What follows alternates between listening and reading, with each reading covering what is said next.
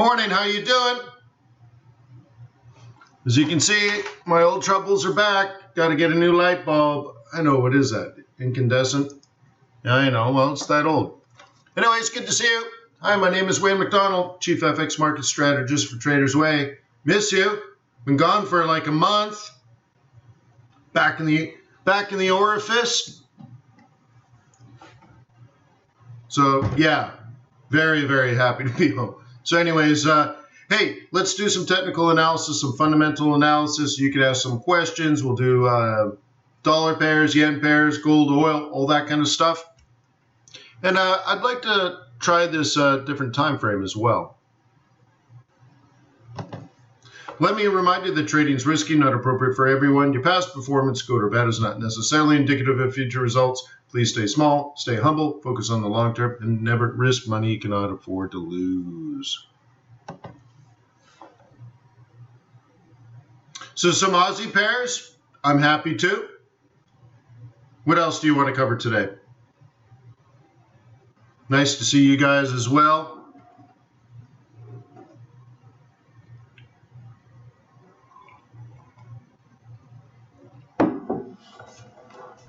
Anything else? All right, it seems pretty good. Still don't have my mouse hooked up. All right, so anyway, a little rough, that's all. Whoop, whoop. I don't have S&P 500, sorry, or NASI.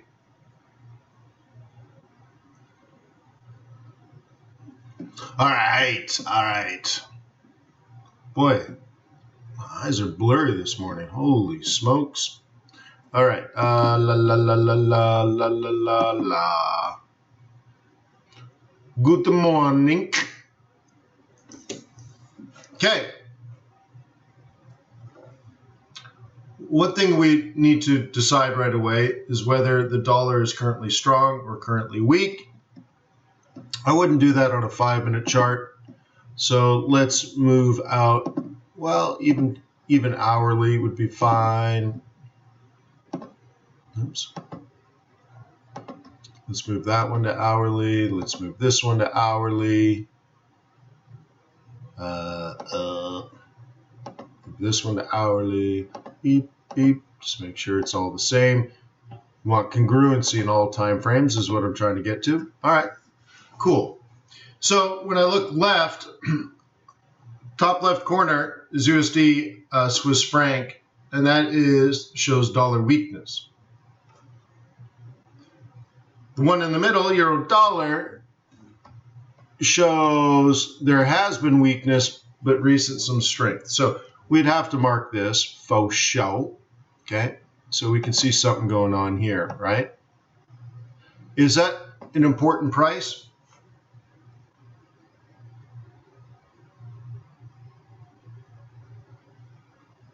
Hey guys, good to see you back. Good to see you. By the way, I'm going to try this time maybe for the next month. Try instead of 7:30, try it at 8. Yes, this is an important price. So what does it mean, Basil?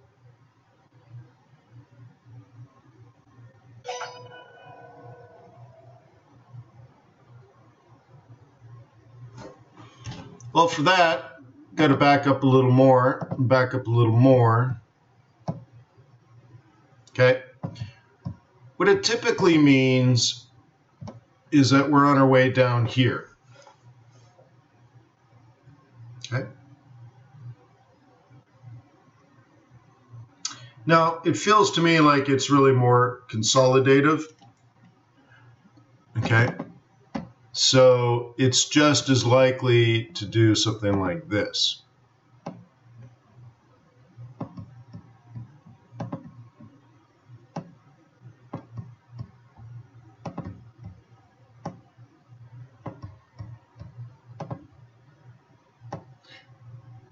You know what I'm talking about? But anyways, if you were shorting in a typical market, you would expect a lower low off the M3, but it doesn't look like we're trending anymore, right? So like, for example, this drop to here and then back up, that's 100% retracement, right? You see how there's an important little aspect to that?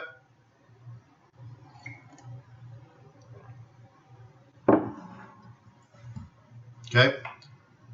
So to me, it could do kind of like this. I guess I should be using my drawing tool, huh? But couldn't it also do something like this?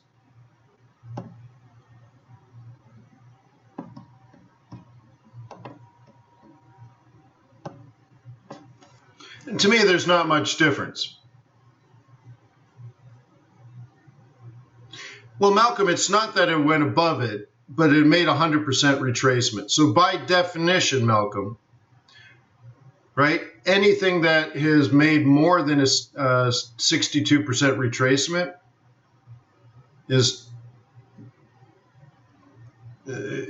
no longer really trending. Okay. You are seeing head and shoulders. No, you're not. No, you are not. Okay, Bash, be careful. I'm not sure where you see it on this time frame, but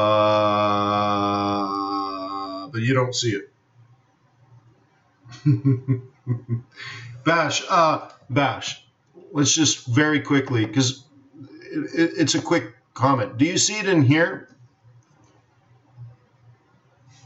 Is that where you see it, Bash? I mean, let's just address it because it's a quick answer and a quick lesson, and you can walk away.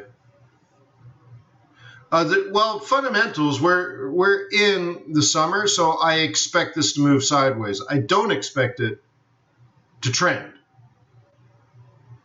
So you have to understand, I come into this with a lens that says this ain't going to trend. So it changes my expectations, right?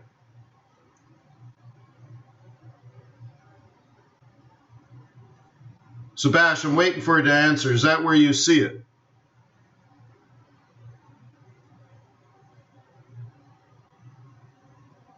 Or do you see it somewhere else? If you see it somewhere else, I'm not even going to guess.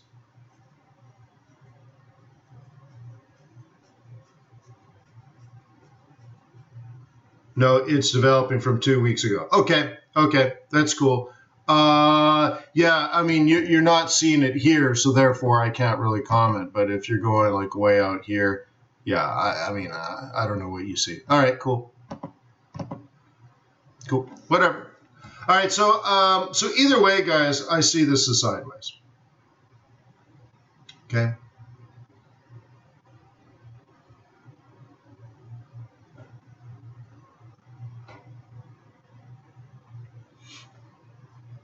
Okay.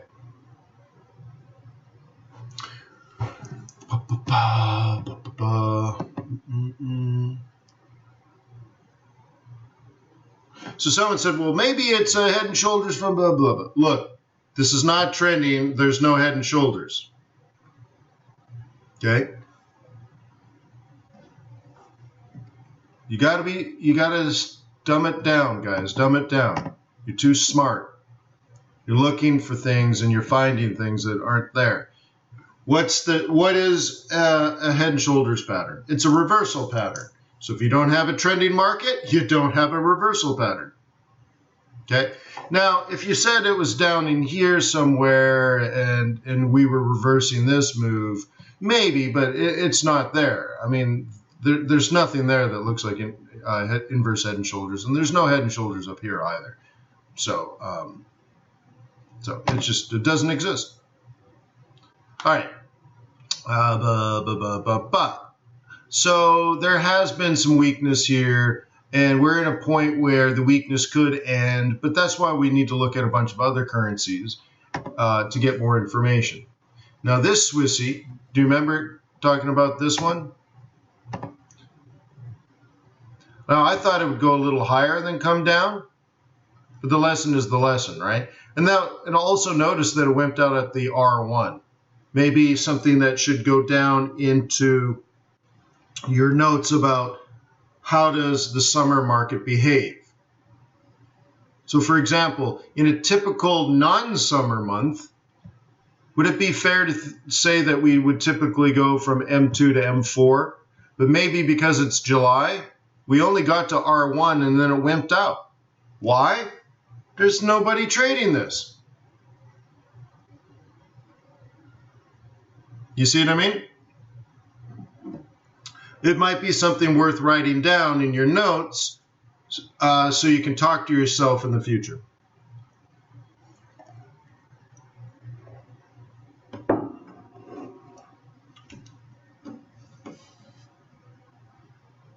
Okay.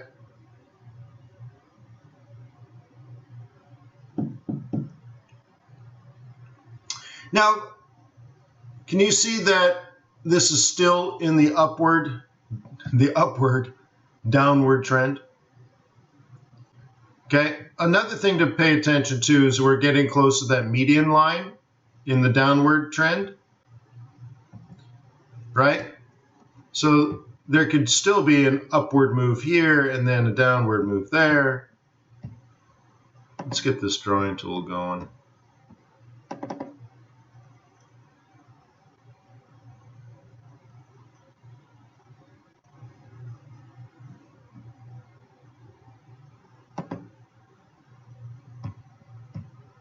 Okay, so for example, let's draw this out here. It could still do, so if we were going to project this, let's do that first. This is going to be a little more difficult to actually do. I guess that's the darkest blue. I guess that's lines, so maybe it's not too bad.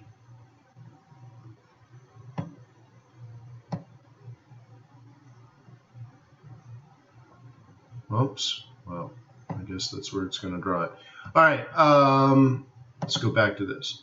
All right, so couldn't it still kind of do this?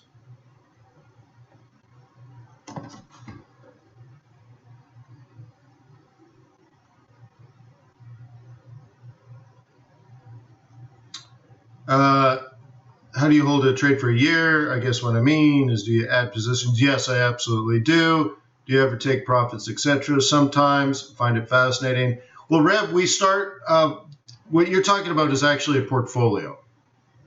So what we're teaching people here, all day, every day, is just how to trade. How to buy at support, how to sell at resistance, all that kind of stuff, right? How to look at multiple time frames. But that's actually very, very basic, isn't it? Just entering and exiting trades. There's no thought process behind it. It's just simply technical analysis, right?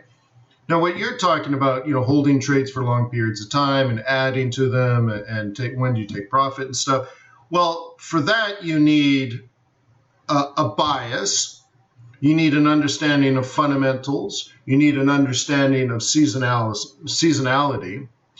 And then you carry out your bias. And your bias is your opinion. So it's like when you meet with a client and they say, what do? You have an answer. I'm bullish on the dollar. I'm bearish on the dollar. I'm bullish on the yen. I'm bearish on the yen. I'm bullish on the Swissy. I'm bearish on the Swissy, that kind of stuff. And therefore, what you do with your technical analysis is carry out that strategy, the one that you put in your disclosure document and give to your client. This is what I will do for you over the next several years. You give them a document, and now you use your technical analysis skills to carry it out, right? Right? So what you're talking about is actually portfolio management. And I typically do that a little bit more with the swing traders, especially when we get back together in August. We'll talk about that. But again, talking about portfolio management when people are struggling to enter trades consistently is sort of, the PhD before the bachelor's, right? Do I talk seasonality specifically in the fundamentals? No, that has more to do with central banking policy and such. Okay? But anyways, yeah, good question. That's going to be very, very big. You need to really have your head put together bias-wise no later than the third week of August. Okay? Alex says, hey, dude, done with Harvard? well, done with Harvard Summer School.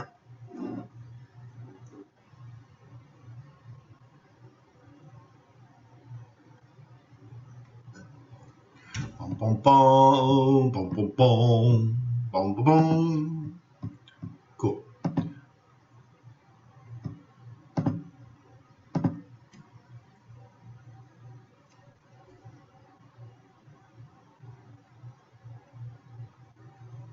Okay. So this is a great place for a bull. Okay.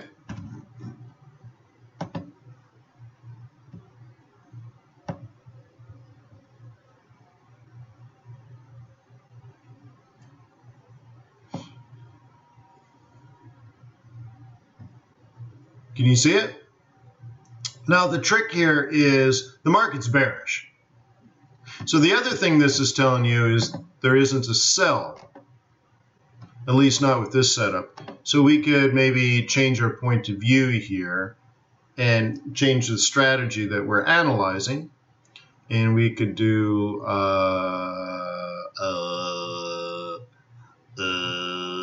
we could do this. Okay. Let me zip in here.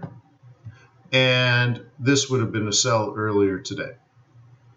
So the strategy in the moment is with vivant.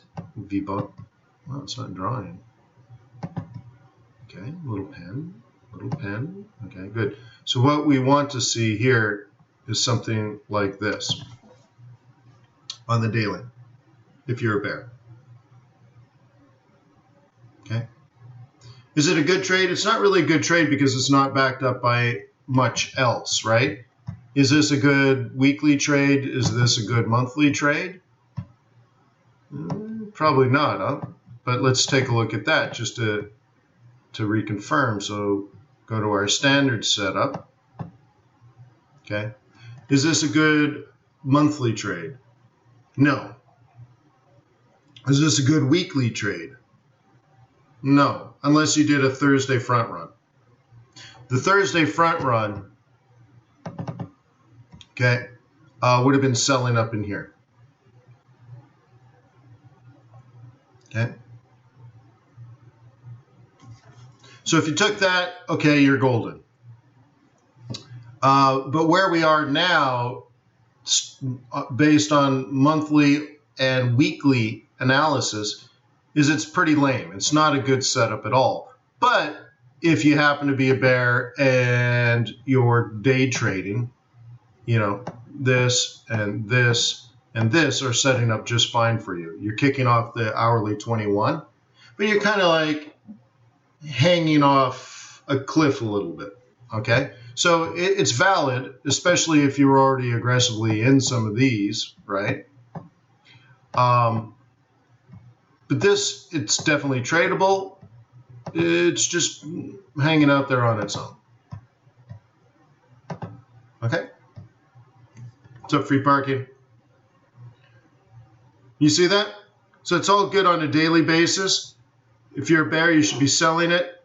And if you're a bull, you're just waiting. That's why you're hanging out there on your own. There's no reason for bears really to sell again, except to sell again. But that might just be based on the fact that there's no reason to buy it. So, you know, you'll make money on it, but nothing to be proud of, right? That makes sense? It's just a day trade. Good enough. Good's enough.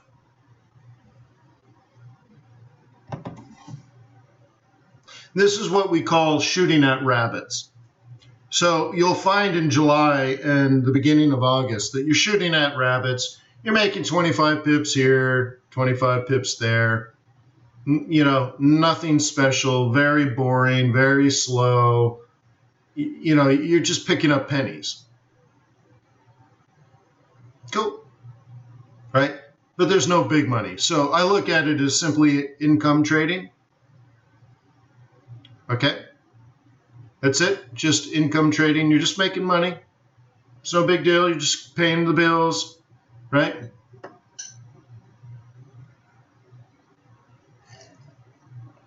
But what might happen is you get frustrated with it and you start changing your behavior. That's wrong. Okay, that's wrong. Okay. Euro, Turkish Lira. 2 people have asked for it. Sure. Okay, fine. Yeah, we'll skip gold. This is a sell, by the way. Let's do gold. Kicking off resistance, kicking off resistance.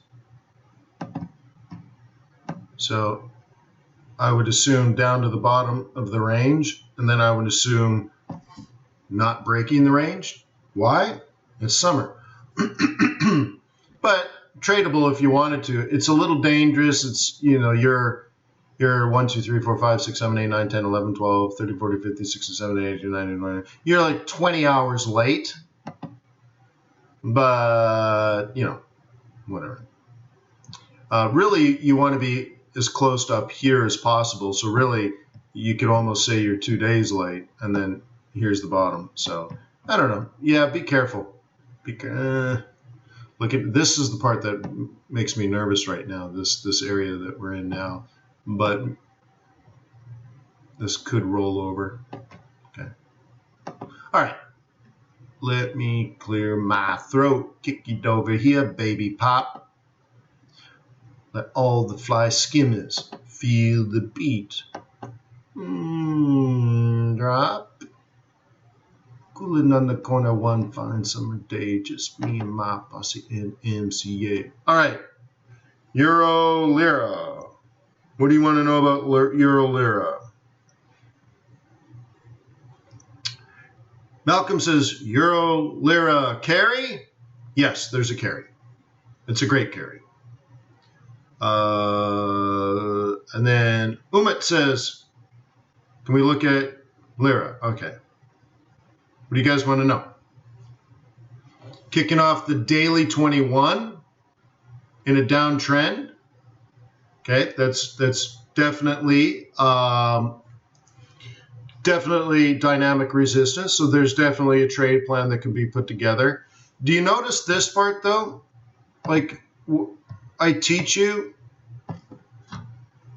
right? In that case, to look out for a counter trend. Look at the ginormous gap. Now you'll say, oh, well, that's, Erdogan firing a central banker, blah, blah, blah, blah, blah. There's always a reason. But the thing is, you may have learned a year ago that when this happens, it pops. Right? To me, that's much more interesting than why is it now? Oh, well, there's always a good reason. But the thing is, you should already anticipate that. And then it did happen, and then there's always a reason. And then you're like, oh, well, then how nice. Right, how nice. But anyways, the big question is, kicking off the 21 here, does it head back down and retest?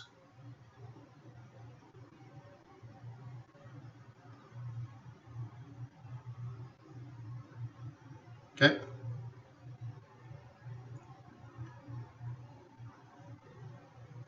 Yes, but yes, so for some people, they're like, yeah, the carry is good. Yeah, I've shown it a million times, but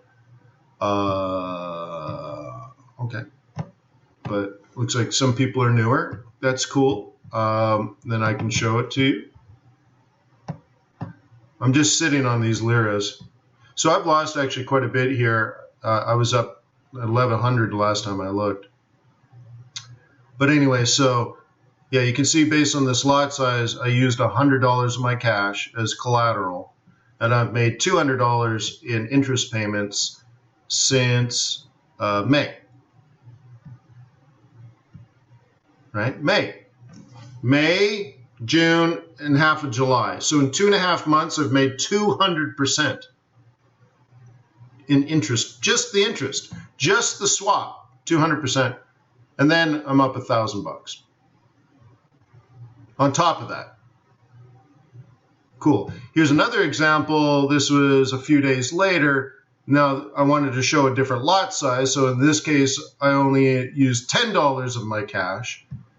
And since then, I've made $20 in interest payments. Right? So 200%, or just slightly, right? 190% return on investment. plus I'm up 80 bucks in profit on a $10, right? So combined, it's 1,000%. 1,000%. Yeah. So someone's like, yeah, there's a good carry on that. Yeah, you're right. There is a good carry. I'm up 1,000% in 2.5 months. That's pretty good.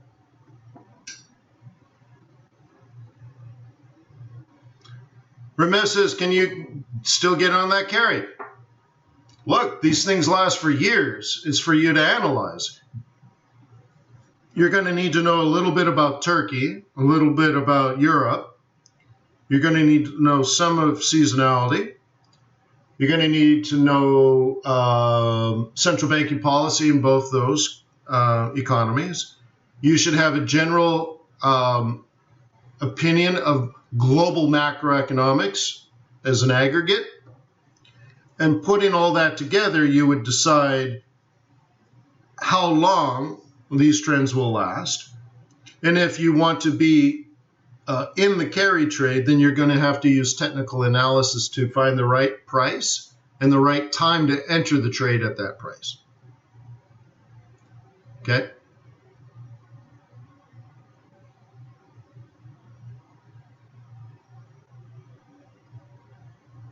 Sav says you need to know how to read Erdogan.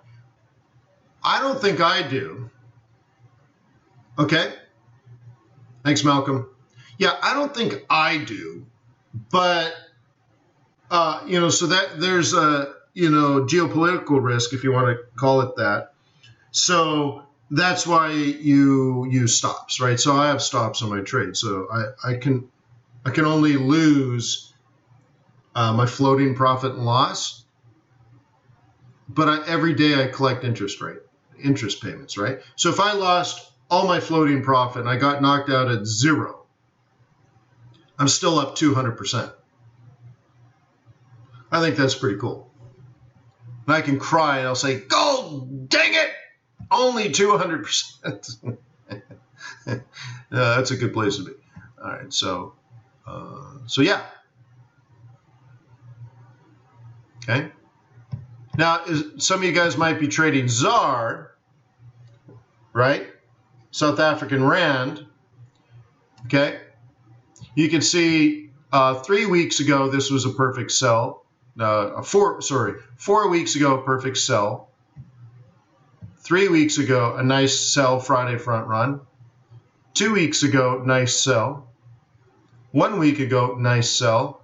And then this week, nice sell. There was a sell as soon as the market opened Sunday afternoon at 5 p.m. So just like, good money, good money, good money, good money. Just if you're doing your job, not a problem. Absolutely not a problem if you're doing your job. Yes, Sav says, well, edit is a variable in the statistical equation. Yeah, so I just don't know how to predict. I can't predict what Erdogan's going to do. I wouldn't have said, he's going to come in and fire the central banker and stuff like that. So to me, it's just geopolitical risk, and it makes me move my stop a lot more quickly. But you're absolutely, totally correct, Sav.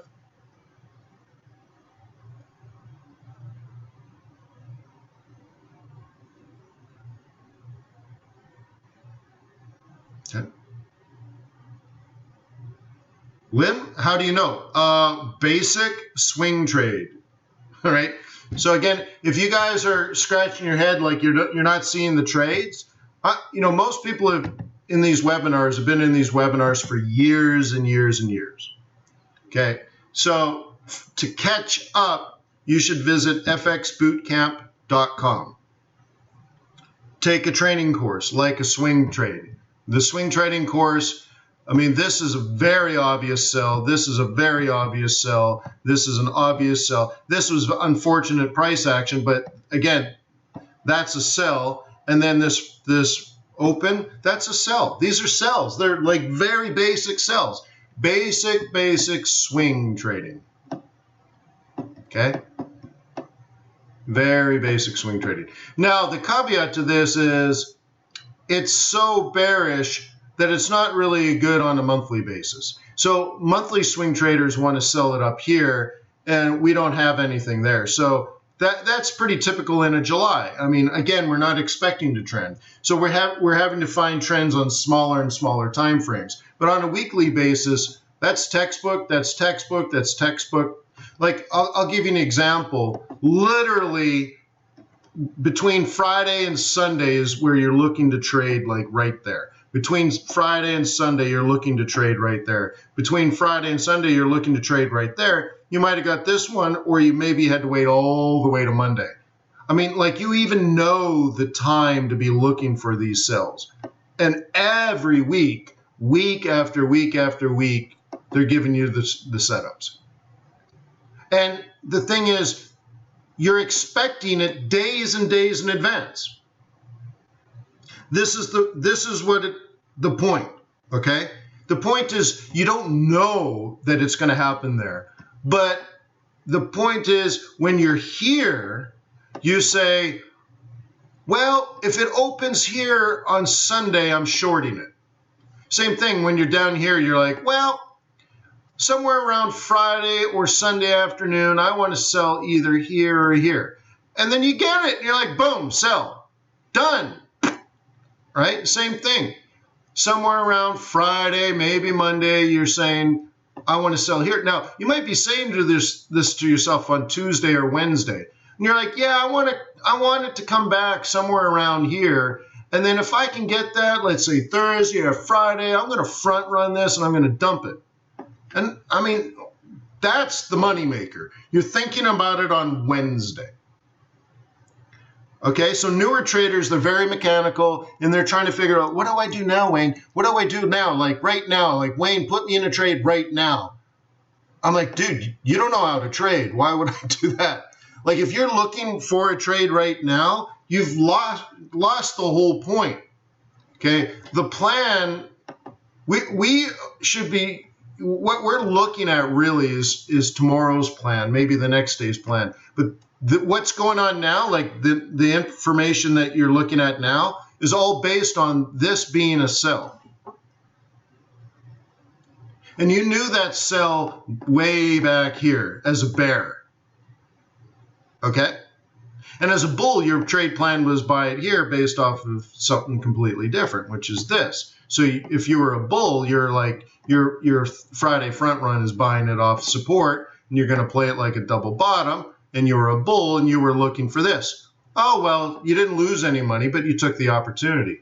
But what was a bear thinking when we were way back here? Bear is, well, that was great. I took some profit. I really want to sell. You know, there's my plan A up here. And if I can get my plan A on a Friday, that would be perfect. Right?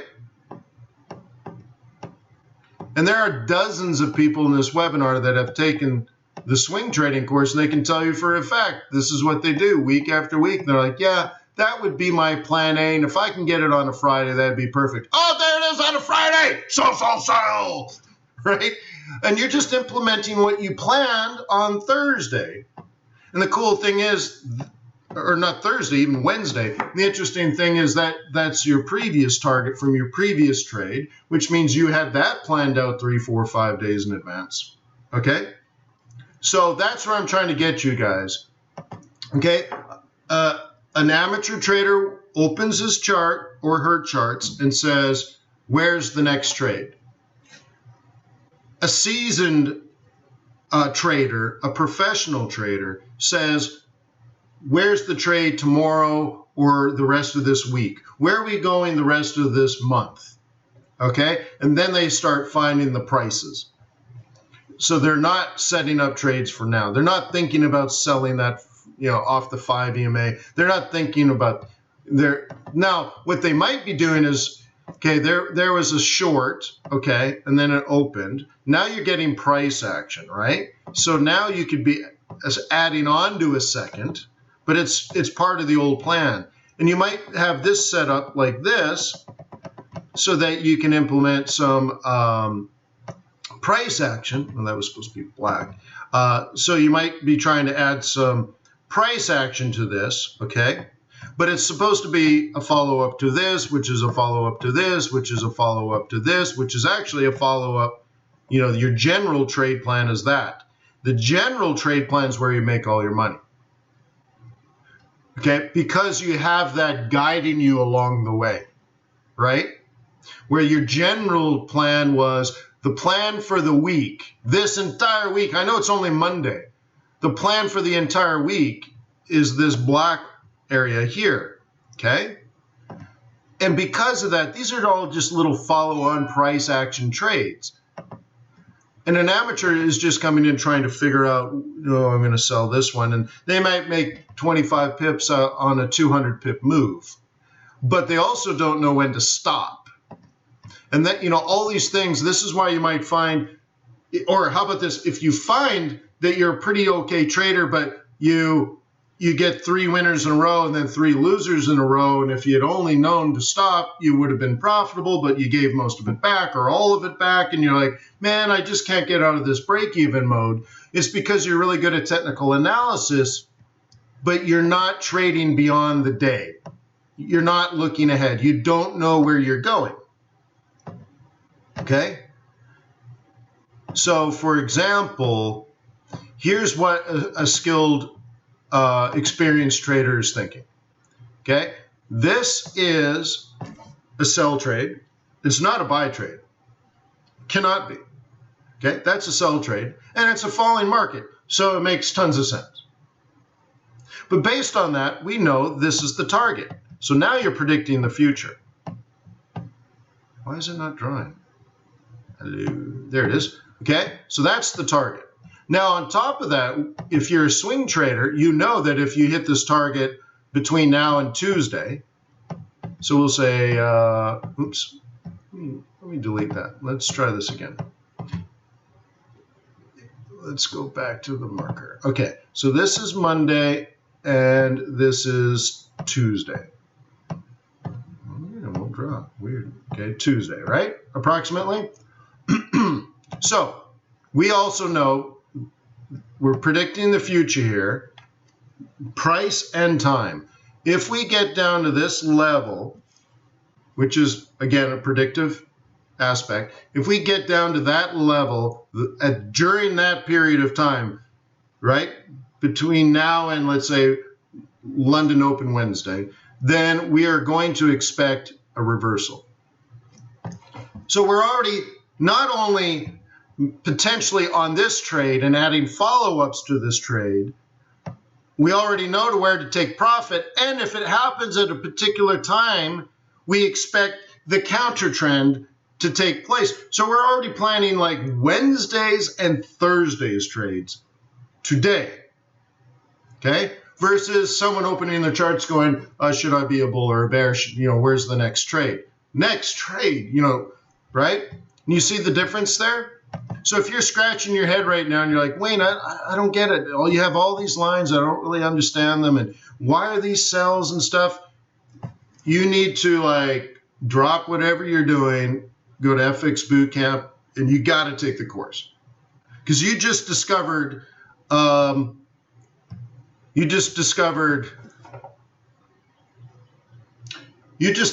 that you might know technical analysis, but you don't have a strategy. You don't know how to plan a strategy. You just found the key to success.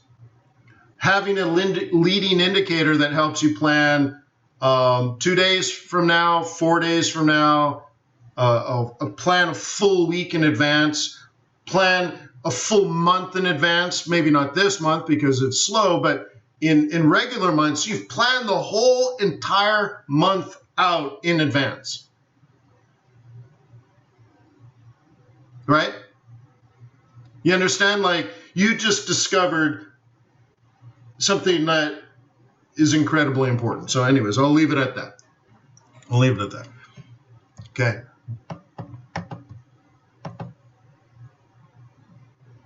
Okay. All right.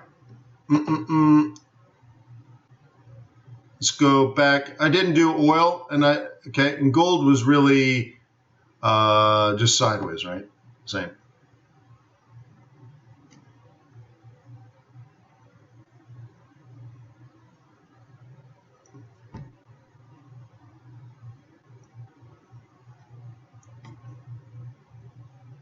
All right, let's go back into here. Okay, so where are we going? You should already know the target. That's enough information. Although, you know what, let me refresh this. It looks like this might be in kind of an old chart. No, okay. You should know the target to the penny.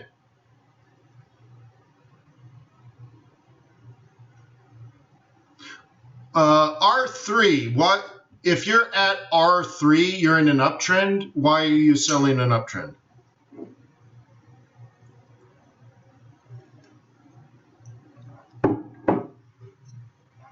Okay, ask yourself that. Why are you selling,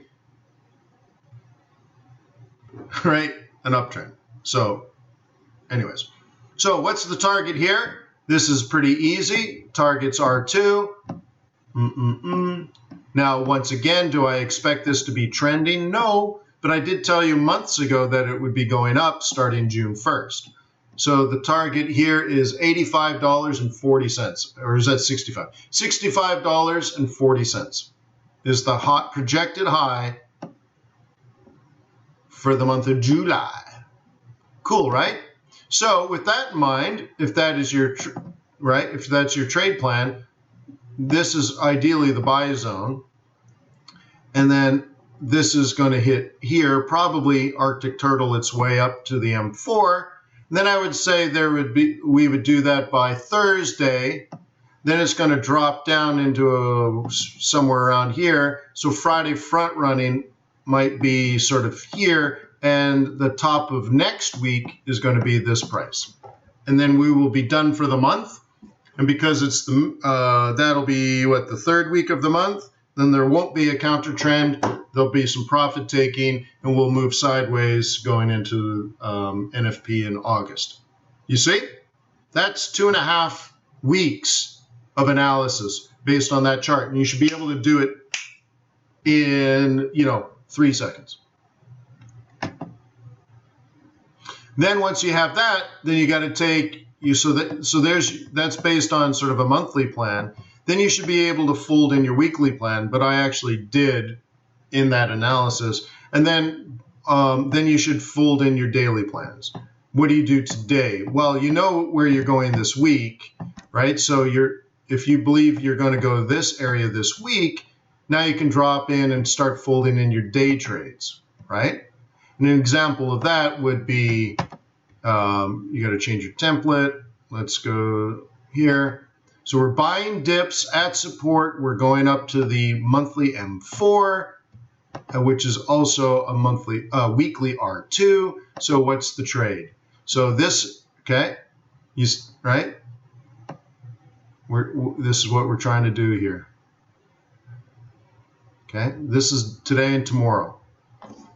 Okay, yeah, tomorrow's trade is already planned out. Once again, that's the key. Being right or wrong, you never know. You understand that? You never know if you're right or wrong. So you have to know if you're a bull or a bear. And if you're a bull, you have to buy at support. And then you know you're wrong if support breaks.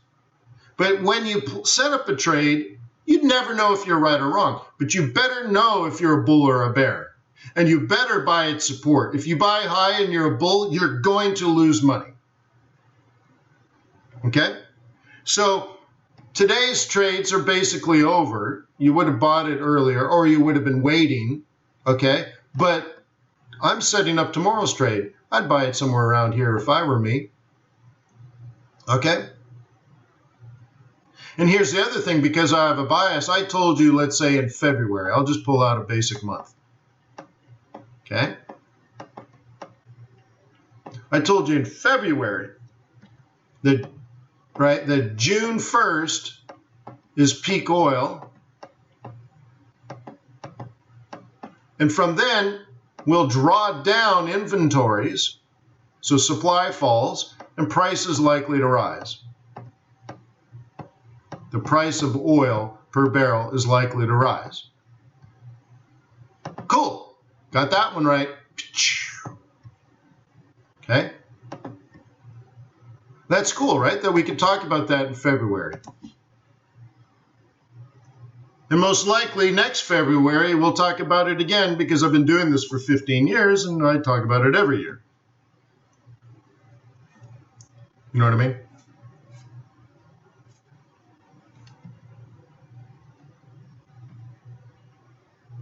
Which is cool, right?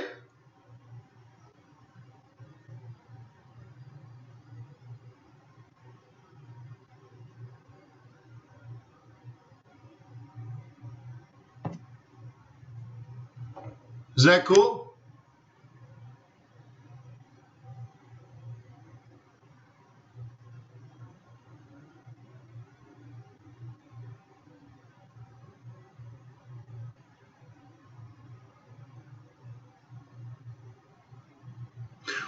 Well, can I explain why CAD and yen are inversely correlated? All right, well, first of all, CAD is considered a commodity.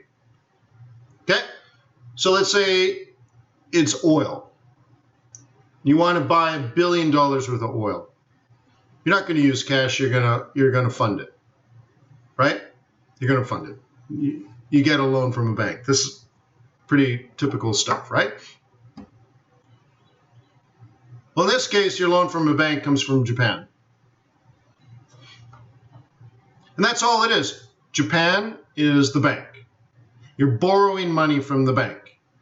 So now, because you borrow money from the bank, you put that money into the market. The supply of Japanese yen goes up. But you're just using it to buy oil. So now you buy the oil, you take that oil off the market. It's no longer available to any other buyers. So now there's a shortage of oil, or at least less oil in supply than before, and price goes up. So the value of the Canadian dollar goes up, the value of the Japanese yen goes down because there's less Canadian dollars and there's more Japanese yen in the interbanking system around the world. Okay? Now, when the economy collapses, the yen gets strong because everybody pays their loan back because everyone's getting out of the market. So they're dumping whatever asset. They sell their oil, like they don't want their oil anymore. So they sell it to somebody, and then everybody pays back their loans back to Japan. Okay?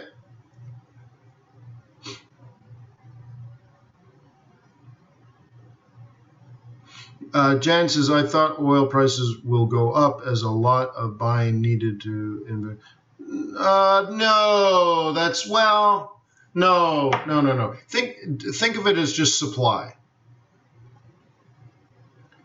Think of it supply, Jan. If the United States consumes, I'll make a number, 10 million barrels a day. Okay, let's just say that I'm just making up a number. 10 million barrels a day. But in the market, where there's 100 million barrels a day available. There's just way more oil. Okay? So don't think of it as buying. Think of it as there's more oil than there is buyers. That's what building up inventories means. There's much more supply. Okay? Because the buyers show up in July and August and September. Mostly July and August. And that has to do with the Americans jumping in their cars and driving to, from LA to Chicago to see grandma. Okay? Summer vacation. And that's the drawdown. You're lowering supplies. So just I guess demand is so constant. Just think of it as supply. It's a supply side situation, right? Oops, I can't do that. It's too terrible. So it's supply side that we really need to worry about. Okay. Okay. So that's all it is. So I guess I have to have a demand to show you an equilibrium. Okay. So we'll say demand never changes. Americans drive, Americans drive, Americans drive. Okay, so we'll just say that. And here's the equilibrium price. So now when you're analyzing oil, so we'll make this P1, price 1. This is dollars. This is quantity. Okay, quantity of oil. All right, so really dumb it down when you're doing your analysis. So when inventories are building up, and you can get this from the EIA every single week, you can watch inventories grow and grow and grow. Okay, so supply goes from Q1, quantity 1, quantity of oil. Okay, and now I gotta switch colors, which makes this totally fun. Okay, now we're here. Okay, supply 2 with a higher quantity, quantity 2. Okay, so you should be able to see we went from quantity 1 to quantity 2. Quantity went up, but what happened to the equilibrium price? We went to P2. Okay, so price went down when quantity went up. That's all really. You might be overthinking it, okay? Okay? You're too smart. You're thinking that it's the producers of, you're thinking refineries buying it and putting it in storage, waiting to build product like gasoline and jet fuel and lipstick and plastic. No. It's in Cushing, Wyoming, in ginormous storage containers, waiting for the refineries to buy it. Okay? Kind of like that. So go to the EIA website. You can sign up for a weekly email notification. You can watch supply numbers every week. Okay? So now Americans are going to start driving their cars all over America, and demand for gasoline is going to go up. Also, they're flying in planes all across the country, and demand for jet fuel is going to go up. And a lot of the government projects of like rebuilding roads and bridges and stuff, they get done in the summer, not in the winter. So there's demand for things like tar and asphalt. Okay? And factories might actually be making stuff for Christmas right now. So, I don't know if Barbie dolls get made in America. Probably not, but let's say Barbie dolls were getting made in America. You need some plastic. So they're doing all of this now, right? And that means they will draw down these inventories, and supply goes the other way. Supply goes to here, S3, right? So now you go to here, and now quantity has fallen to Q3. So now we've gone from Q2 way down to Q3. But now, because the amount of product available is low, price went from P2 now to P3, which is way up here, and on and on and on. And so this is supply side analysis.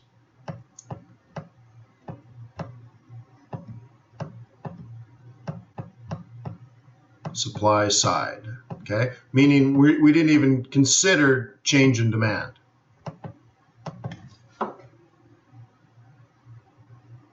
What do you think is the best way to pick up fundamentals? Well, there's two ways. Take the fundamentals course at FX Bootcamp, or take a college course on macroeconomics. Don't do micro. Okay?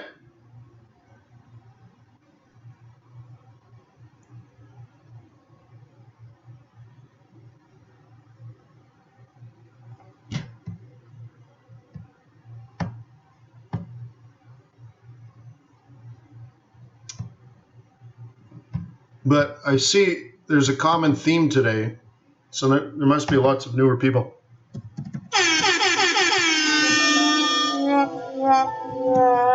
Sorry, I'm typing. So go to FX Bootcamp. Money! Unfortunately, when I type something, it does that, right? Well, news is not fundamentals, right? A news release is not fundamental analysis.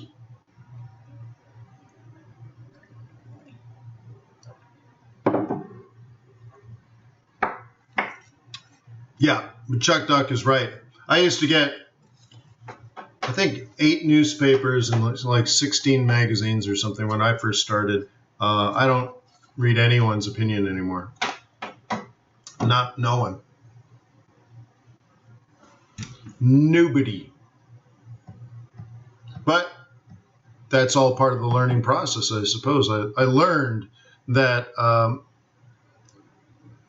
learned to do it myself because what is available is usually garbage.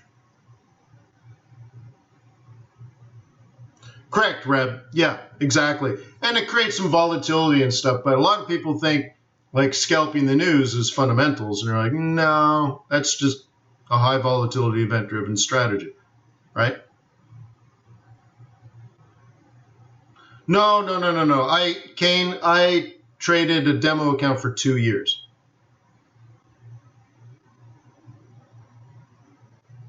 Okay, Kane?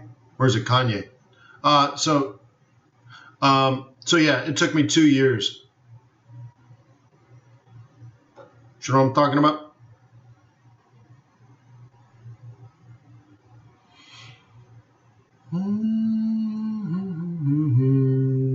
I guess we're kind of done here.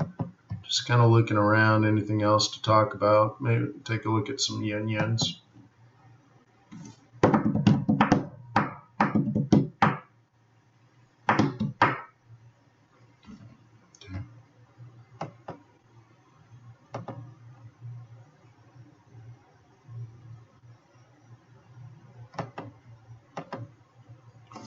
Okay.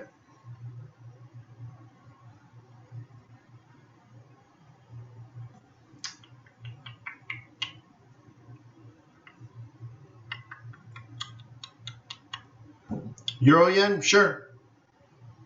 Well, what does CAD yen tell us? Well, we look at yen and ask ourselves, how does this reflect global macroeconomics in general? And then I look at CAD and I say, how does this reflect global macroeconomics in terms of demand for commodities? Right? So one is demand for money to fund projects.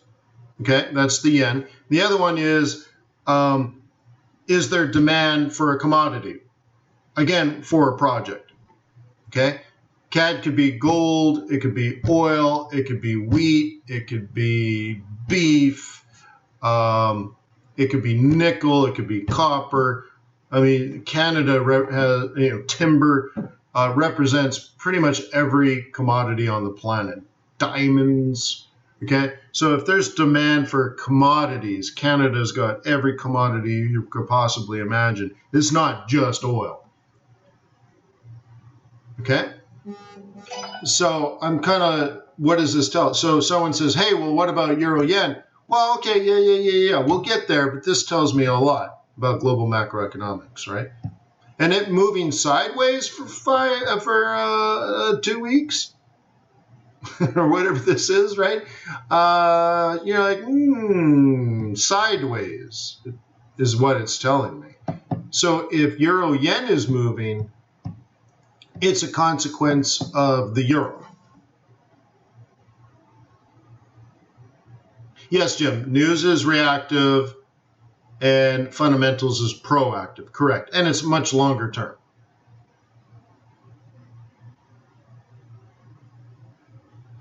Okay.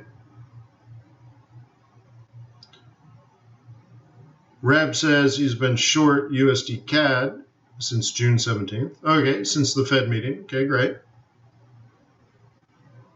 All right. Well, the interesting thing about CAD, CAD, I guess if you short CAD, the lower interest rates spurs the economy, which would increase demand for commodities. Okay. Okay. All right, euro yen. So what's my first thing? Well, are we trending? No. I would call that sideways. Okay. So the best I could expect is sort of an inside week.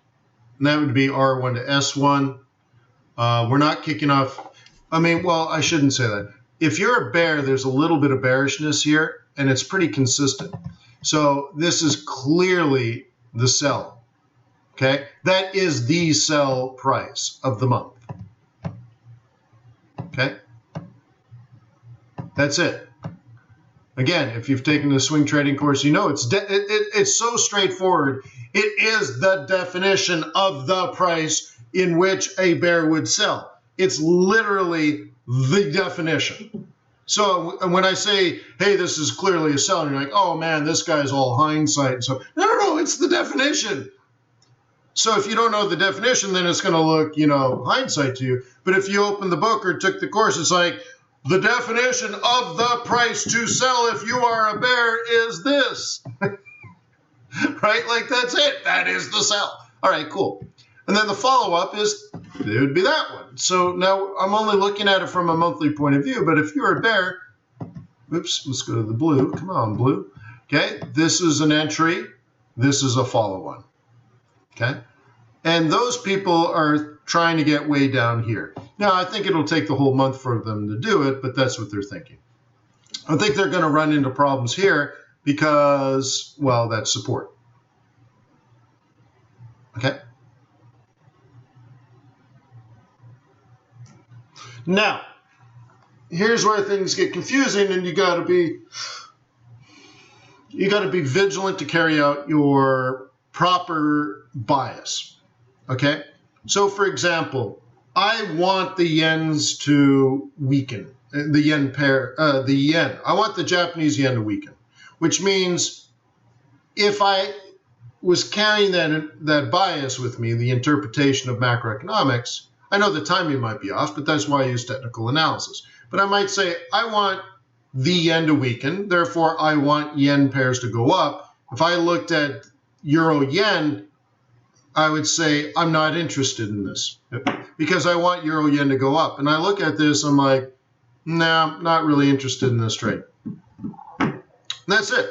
So I would look at another one. Is pound yen any better? Probably not. What about the commodity pairs? Kiwi, Aussie, CAD. Oh, I bet you there might be some increased demand for commodities based on people changing their perception of the Fed's policy, which would be more macroeconomic, and could lead to more bullish there. But when you think of the European economy and the British economy, well, they just suck. For lack of, it's a technical term. I don't need to go into it. You don't have a macroeconomics degree, you wouldn't understand. But anyways, their economies suck, so they don't go up. Okay. Now here's the interesting thing. If you felt bad about global macroeconomics, which is fine, or let's say you see a contraction in global macroeconomics, totally fine to see it that way. You would say, well, then Japanese yen would get strong, and then you would analyze how the UK is doing and how Europe is doing, and you'd say, you know what? When I'm buying yen, I'm selling those suckers. I'm selling the pound yen, and I'm selling the euro yen. And all you're doing is carrying out your fundamental bias, okay? Since I want the opposite, I probably wouldn't be buying this, but even then I look at this market and say, well, it's definitely not bullish. Yeah, right, Chris? Yeah! You got to flex it, man. Right? But that's the thing, right? I mean, how could you buy this? I mean, look, we're below the median, for example. It's not very bullish. We're not respecting the M2, so that ain't going on. There's not much love here for a bull at all. But that's pretty bearish, and that's pretty bearish, and it's slightly bearish, and of course it's euro. So I'm like, okay, based on their central banking policy, it's under current market conditions, in particular in the summer, and it's going to get worse in August, I would think. If you've ever been to like Switzerland in August, there isn't a living soul in the office, so productivity is probably going to be low and all that kind of stuff. So we're probably not going to get good numbers. So if anything, this is probably more likely to go down than up. Cool. Now let's converse that to, let's say I want this to go up, but I want to look at a commodity currency. Does that look different than the euro yen? Oh my God, look at that. Okay, what are the two prices a bull would want to buy on the month of July? This is plan A. This is plan B. So you can see we hit the sweet spot. A bull would buy that, no doubt. Okay, no doubt. And of course, the target is way up here. No doubt. What's the difference? Well, you took it all the way and you said, well, I'm bearish on the Japanese yen because I'm bullish on macroeconomics, but because of the European and UK economies, I don't think those ones are going to move. But this change in the Fed policy would probably increase the demand for commodities. So I'm going to look at commodity pairs like the Aussie, the Kiwi, and the CAD. You casually open up the Kiwi, you look at it, and you're like, oh my God. If I can pick it up around here, and you'll notice last week, that was a weekly buy. And then you look at this week, that's a weekly buy. That's an M3, yo. Or M2, sorry. That's an M2, yo. So all of this, even on a weekly basis, is a buy. You should have bought it last week. Then you look at the open. You should have bought it at the open. Look at the open this week. Pachow. Gone. Right? And I beg people, be at the market open. Be at the market open. Be at the market open and trade your bias. Be at the market open. Market open. So is there a trade now for a bull? No. You already lost you lost your opportunity. This was a buy. Okay. Monthly central pivot. Weekly M2. That is ridiculously set up for a bull. And then here, Sunday at 5 p.m., the market opens up. Boom. Boom. Boom. That's it. I mean, so there are two opportunities if you had a trade plan to take this forward, combining monthly analysis, weekly analysis, fundamental analysis along with technical analysis, trading your bias, all that kind of stuff. It's all there. But if you're not planning your trades, it's going to look like gobbledygoo or magic, one of the two. But let me tell you, it's not gobbledygoo. It's not magic. It's stuff that you can learn, but you need to learn it. And then, even more difficult than learning it, is you actually have to do the work. So I would recommend you do the work, but find ways to fall in love with doing the work.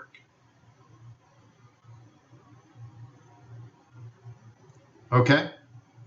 Find the way to love doing the work, because this is something you're going to do for the next 25 or 30 years.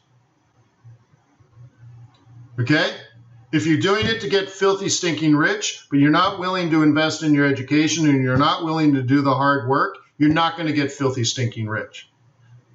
I know 2 billionaires right now, 2 billionaires that have worked themselves into the hospital. Now, I'm not giving them as an example of how you should live your life. Like, they work so hard. They don't know each other. These are just 2 random billionaires I know. Both of them are in the hospital for weeks because their health is failing them because they work so hard. Right? So again, they're not role models, but listen to me. These guys make tens of millions of dollars a month, and they have been for years. And they work really hard. They have a ridiculous, sickening work ethic. It's actually, in their case, a weakness because it's killing them.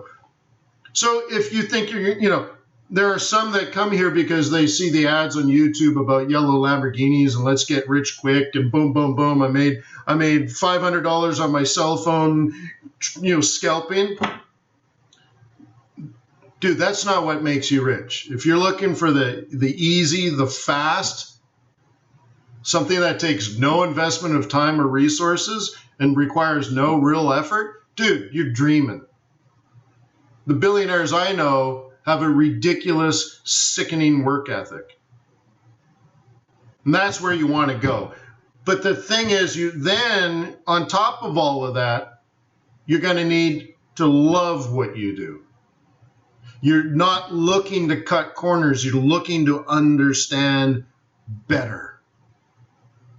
And if you're that kind of mentality, you're that kind of person, again, let me say it, you're not looking to cut corners. You're not looking for an easier way. You're looking for ways to understand more. Why does it behave this way? Why does it happen this way? Right? When you're inquisitive, you're taking on more, not asking, how can I do this with less? That's the person I think that's going to be successful in this business. Okay? Okay? Fall in love with it. By the way, I just realized, because it says charts.fxbootcamp.com, if you want all my chart templates, they're still for free. You can have all my indicators, all the leading indicators, all this kind of stuff. It's all there for you for free. Charts.fxbootcamp.com. Just make sure you pay it back by visiting Trader's Way. Open up a demo account at least, and give us an opportunity to earn your loyalty and respect, okay? Okay? So thank you guys for being on my team. Thank you for being clients of Trader's Way. And I will see you tomorrow at 8 a.m. New York time.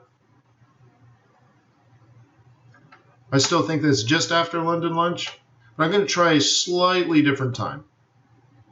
Okay?